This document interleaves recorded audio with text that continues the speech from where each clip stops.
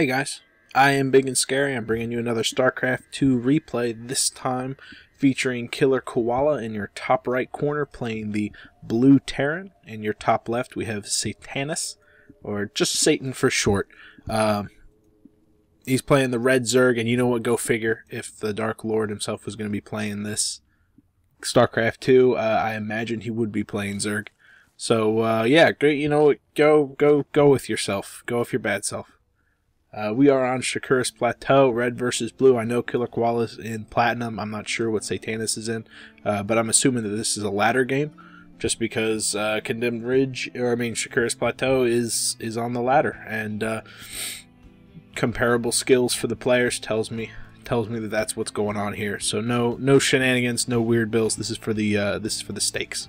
Overlord coming out from Satanas, scouting in the correct direction, and we have KillerKoala grabbing his first supply depot down by the ramp. It's going to help with wall-offs in the future.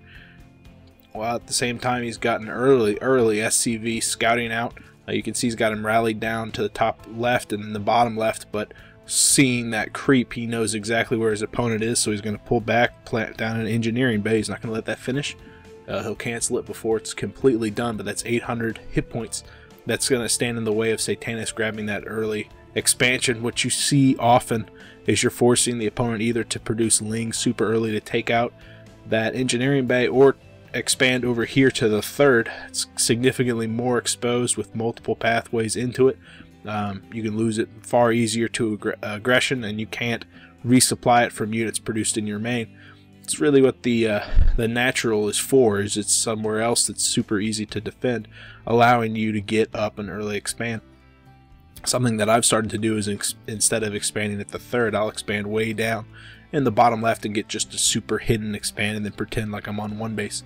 It's pretty risky. If it gets scouted, I basically lose, but it also allows me to do some sneaky stuff. Basically is what I'm trying to say. It's just clever, it's outside the box, and I encourage you guys to try it, because 9 times out of 10 I can pretty much guarantee you're going to be better at me eventually with the build, so I can learn from whatever you guys decide to do. KillerKoala grabbing that early expand and a double gas, which means super early tech coming out of him. The wall off's not complete. You can see that the barracks just now getting started, so he's going to be exposed to some aggression, but Satanas has decided to grab that third that I was talking about. Instead of mass produce a bunch of units, he does have a roach warren on the way, and with one gas he's going to be able to produce a moderate size of roaches, so a pretty decent sized army, but it's not going to be enough to completely destroy KillerKoala. He does have 6 Zerglings out right now, and the wall off is coming up, so even though this command center is going to be exposed, the best thing about Terran is they can lift up and get out of the way.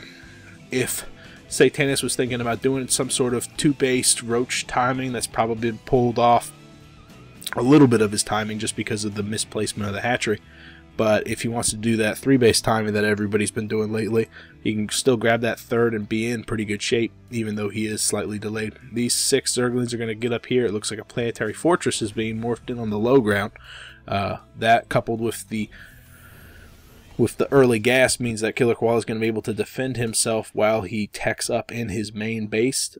Even if these Zerglings succeed in taking down that SCV, they're going to go down as soon as his planetary fortress is done, and since the wall off is done, pardon me, they're not going to be able to get in the main base and actually do significant amount of damage. Planetary fortress finishes up.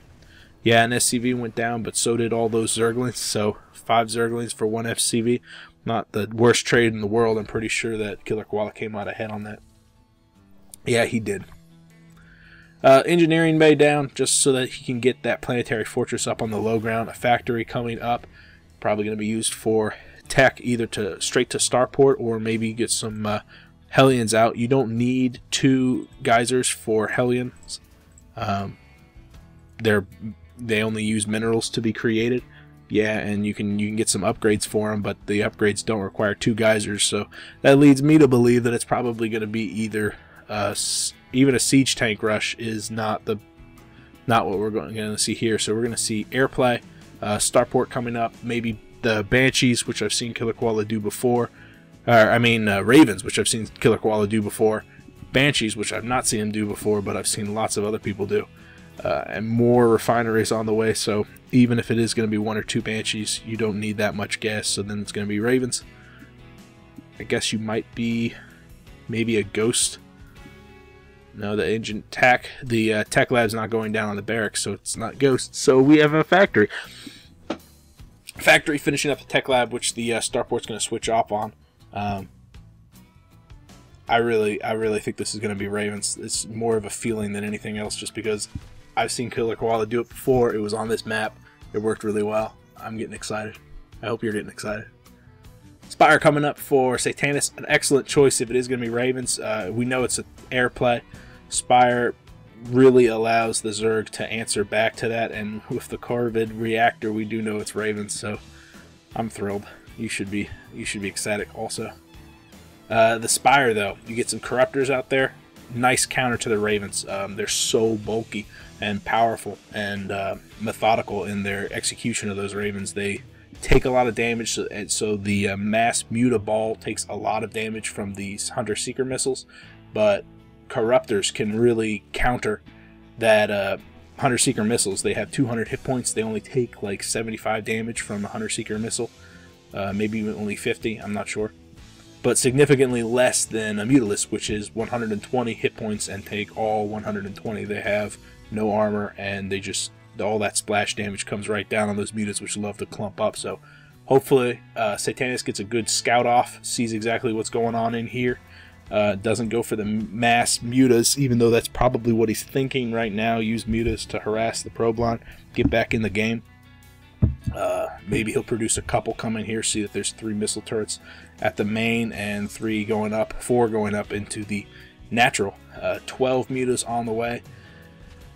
This is what he was intending to do from the beginning, grabbing that early gas and then grabbing the early gas in the extractors down in the natural. He has plenty of gas left over, and so yeah, he's got these awesome mutas which can be used to harass a probe line, keep a 1 base, 2 base turtling Terran contained, but the airplay has already been kind of shut down already, and with KillerKoala teching to Ravens, he's going to have the infrastructure in place to crank out some Vikings to answer back with this if he needs to, but it looks like the Mutalisks are already taking plenty of damage from the missile turrets, doing a great job taking out those harvesters. We can see that the even though the harvester count favors KillerKoala right now, the majority of the mules have been dropped down in the natural expansion. So even though the mining down here hasn't really kicked up into full gear, again with the aggression, there's still a good number of lost mining time there. A good amount of lost mining, a good amount of damage done by Satanas on this harassment. That being said, mutas are expensive. He lost, I think he had 11 at the start of this. He's back up to 10, but the 10 is the ones that are built back home. Only 5 of the 11 survived that initial push. So each of those is 100 minerals, 100 gas. So not the most cost-effective thing you've ever seen in the world, but still it's good harassment. It's good scouting. He saw that there's a tech lab on that starport. I'm not sure if he actually saw the Raven, but you can assume quite safely that it's either Raven or Banshees, and mutas are a good answer to Banshees, but they're a terrible answer to Ravens if they can get that Hunter-Seeker missile upgrade. More mutas are coming out for Satanas, as well as Infestor Pit. Infestor Pit would be a good answer to the Banshees, not the best to autocannons that can come out of the Raven. Hydras are a good answer to Ravens just because of the speed that they attack. They can really wear down the point defense drones, which is one of the biggest defenses that KillerKoala will have against Corruptors once if they get out on the field. Terran building armor is coming out from the tech lab or engineering bay. It's a good upgrade, not just for the planetary fortress, but it's primarily going to be used to upgrade the autocannons that are going to come out from KillerKoala. You'll also probably see high-sec auto tracking, as well as the whatever the name of the upgrade for the amount of time that those autocannons can last. It's surprising how many upgrades there are for the autocannons and how good they can really be. I mean, they come out of the gate pretty good, but they're very, very good once they're fully upgraded. Satanas has grabbed his third. KillerKoala is coming out for his third. He's choosing this one because the chokes, even if those destructible debris come down, the chokes themselves kind of favor the planetary fortress. If you come up here and you have a planetary fortress, it's really easy to get a surround. It's hard to block off completely the pathways, the attacking pathways that someone would use to get a good surround on the planetary, which is one of the only ways to take it down completely. Satanas choosing to focus down the auto turrets. Not the worst idea in the world. You take them out and you can control the entire bottom. Control all of the gas coming from this place, and you can see the gas supply just plummeting to half of what it was from just moments before. Those mutas doing a much better job of making themselves cost effective this time. Yeah, he's still behind, but it's because he's choosing to engage the bunker. He's choosing to engage these missile turrets directly. The same time he's doing some economic damage, and that's great. He's definitely poking at the front door, but he should see that there's absolutely nothing here to defend except for these. Oh, Hunter Seeker missile coming down. If it can land on these mutas, that would be absolutely devastating. It looks like they were going to outrun it, but oh, he turns around, takes all that damage. Some of these were in full health. Now they're down to from 120 to 22. 2 Hunter Seeker missiles will absolutely ravage a ball, and now that they've landed once, all he needs to do is get back into one more engagement between these Ravens, and they need to drop one lucky Hunter Seeker missile, and there it goes. There we see the point defense drone. It wasn't used at all. It's just getting thrown down to protect the Ravens, which right now are super expensive and need to stay alive to remain cost effective. If he starts losing Ravens, you can quickly see the build fall and how useful it is. Autocannons drop just to protect the probes as they get their missile turrets back up. Now that they're back up, it's very well defended. It looks like the mutas are going to be thinking about poking back at that lower expand. I'm not 100% sure what the critical number that KillerKoala is waiting for these Ravens. 12 is a really good number, and you can use 12 to drop and take out a third base.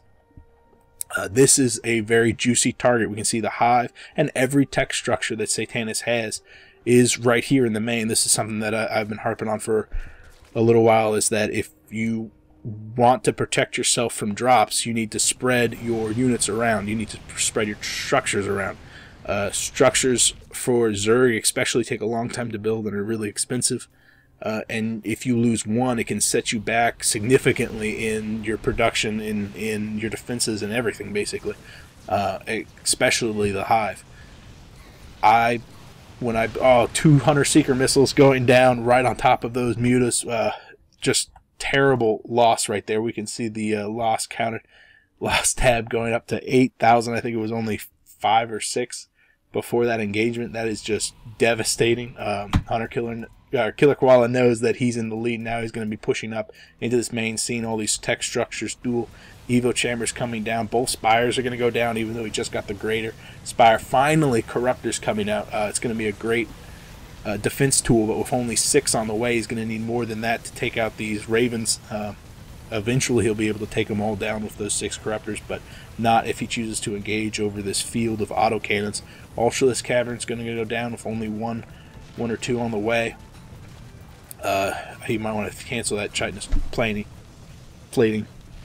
Both spires go down, spawning pool will go down, maybe the Roach Warren. It looks like it's only in range of 1, but maybe those Ravens will come back. KillerKoala, those Ravens still have a lot of energy, and he still definitely has the advantage. I expect him to keep up that aggression. 5 Corruptors survived the spawning.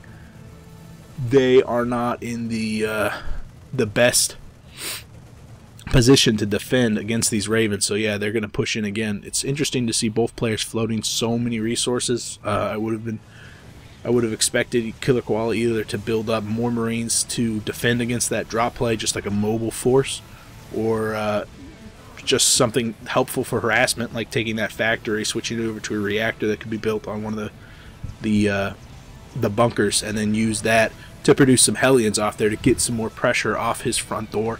It can be pretty useful, especially if the answer that the Zerg has to Eternaling Terran is to mass expand like this. Some Hellions could pop down here. I mean, there's no queen here. Just an exposed probe line. Some Hellions can really wreak some havoc and prevent the Zerg from keeping a clear head and teching up correctly. However, once you get, what is it, 18 ravens, you don't really need to harass at all. You can just, you know, move into a base and destroy all these drones. Look at that. Oh my goodness. I can't wait. A hunter killer missile right there, or hunter seeker, whatever their names are. Yeah, seeker missile is going to absolutely ravage that probe line. Some of the remaining mutas and corruptors floating around trying desperately to find and intercept these ravens, but they're back in the main base throwing down more autocannons to take out multiple tech structures. Spire was rebuilt, but it was rebuilt in the main base without a hatchery nearby, so it's going to die off a creep, if not from autocannons as they come down to deny the mining on the second base. At this point, we're basically waiting for either Satanas to find a way to expend 7,000 or 6,000, almost 7,000 minerals. He needs to spend all that money and then try for, I guess, a mainline bust in the front gate, or he could GG out of the game. He's in a pretty impossible situation right now with the third down, main pretty much down.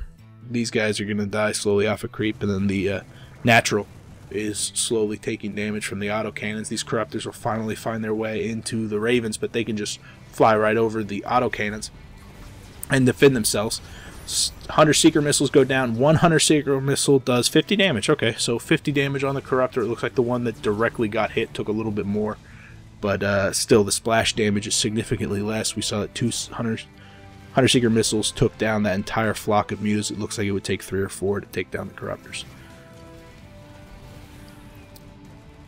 One thing that the corruptors have going against them, though, is that point defense drone. Corruptors fire pretty slowly, so it's difficult for them to durable materials is the name of that upgrade. It's pretty difficult for them to counter the point defense drone, but Hydras fire super fast and from a pretty good distance, and they're very mobile when on creep. So I prefer them against ravens. I don't know how I would counter specifically a mass raven play except for a Nidus and roaches in the main. That's probably my go-to thing. Don't allow them to get it up. 4 corruptors, 3 corruptors, 2 corruptors, trying their desperate to take down these ravens, but there's just too many autocannons going down. I expect Satanas to bow out of the game shortly. Thank you, KillerKoala, for posting this, buddy. If you guys have a comment for me, I'd love to hear what you have to say about my casting style, and if you have a game you want me to cast, I'd appreciate it if you messaged me on Reddit or here or whatever. I don't know how long he's gonna stay in this. He's got one base. He's Satanas, I give it to you, man. You've got the chops. He's just a good sport. He was trying his darndest. He was getting those hydras out, but unfortunately the autocannons were already down.